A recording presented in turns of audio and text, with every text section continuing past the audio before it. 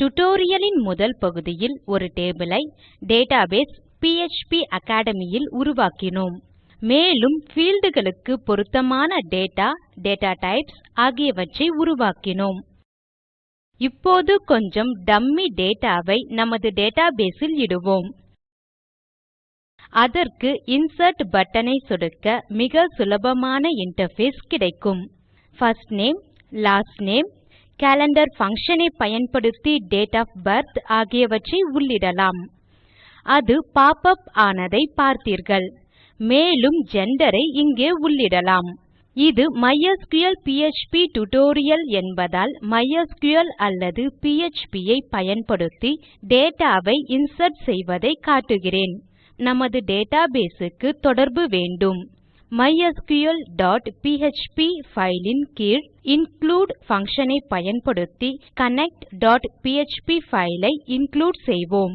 அது அதே டைரக்டரி இல் இல்லையானால் சப் டைரக்டரி பின் கனெக்ட் எனலாம். இதை சரியாக சொல்லுங்கள்.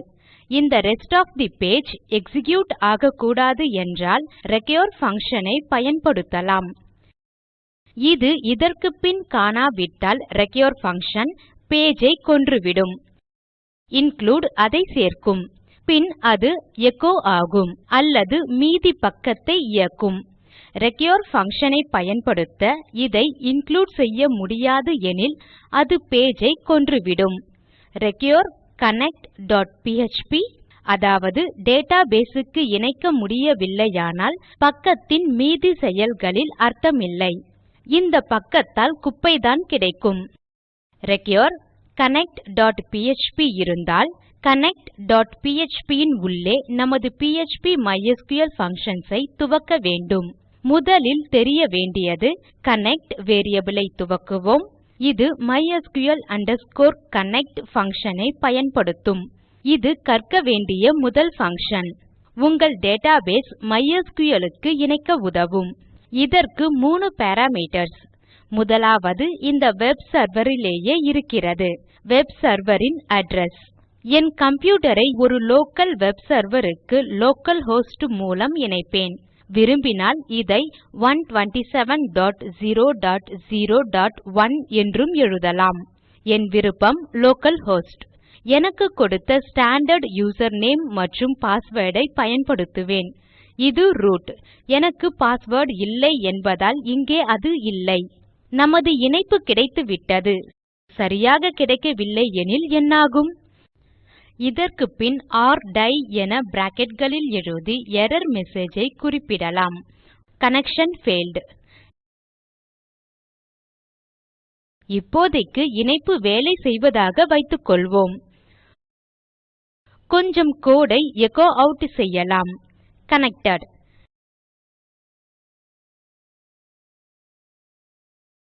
சரியாக இணைந்தால் ஸ்கிரிப்ட் இயங்கி கனெக்டட் என எச்சோ ஆட் செய்யும்.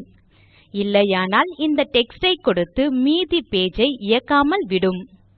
நான் செய்வது பேக்கப் ஐ இங்கே திறக்கிறேன். ரிஃப்ரெஷ் செய்ய காண்பது connect.php மற்றும் mysql.php. அதன் மீது சொடுக்குகிறேன். ஏன் கனெக்ட் ஐ சொடுக்கவில்லை? எப்படியும் MySQL இல் connect.php ரெக்கார்ட் என்கிறேன். இரண்டும் உள்ளபோது mysql.php ஐ இயக்கினால் போதும். வெற்றிகரமாக இணைக்கப்பட்டோம். இதை I don't exist என்பது போல மாற்றினால் கனெக்ஷன் எர்ரர் வருகிறது. ஏனெனில் அந்த ஹோஸ்ட் நேம் கணினியில் இருப்பில் இல்லை. ரிஃப்ரெஷ் செய்ய இதற்கு வெகுநேரம் ஆகிறது. ஒக், இதோ. இங்கே MySQL எர்ரர் வருகிறது. கனெக்ஷன் ஃபெயில்ட் என்ற உரை முன்னே சொன்னது போல இங்கே வருகிறது. ஒக், அங்க்னவுன் MySQL செர்வர் ஹோஸ்ட் என்ற பிழை கிடைத்தது.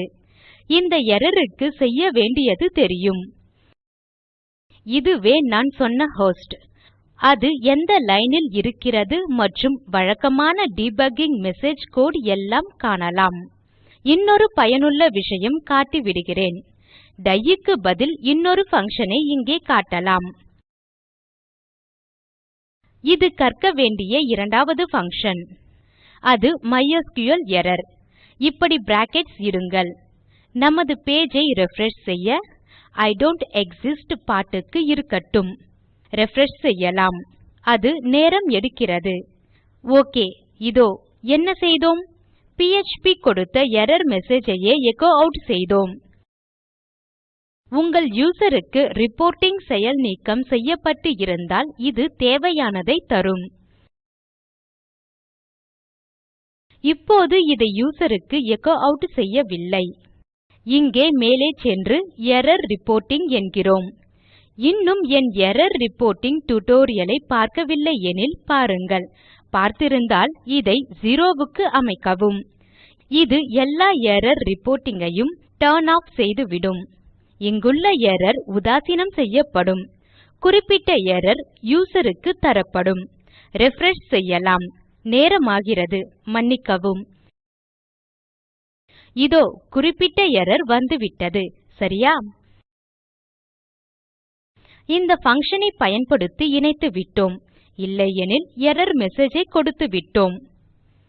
அடுத்து டேட்டாபேஸ் ஐ செலக்ட் செய்யலாம். இதற்கு பயனாவது mysql_select db பங்ஷன்.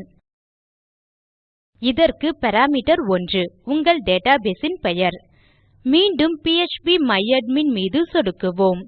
நமது டேட்டாபேஸ் இன் பெயர் பிஎச்பி அக்காடமி. ஆகவே பிஎச்பி அக்காடமி என டைப் செய்தால் இது வேலை செய்ய வேண்டும். மீண்டும் இதையோ டை feature ஐயோ பயன்படுத்தலாம். நமது டை பங்ஷன் ஐ பயன்படுத்தி, இல்லையெனில் mysql_error அல்லது அதுபோல் எதையாவது குறிப்பிடலாம். ரிஃப்ரெஷ் செய்வோம்.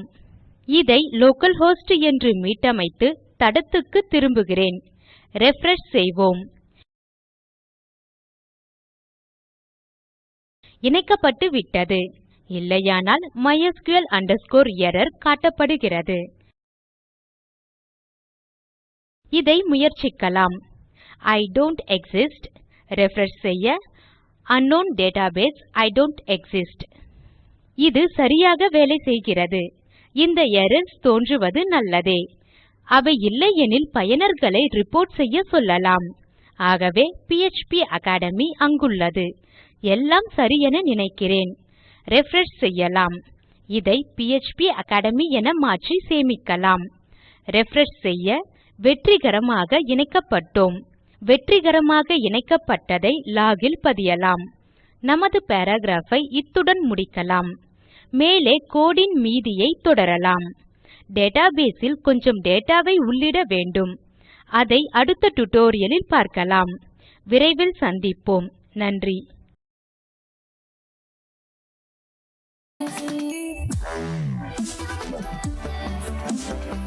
Wow.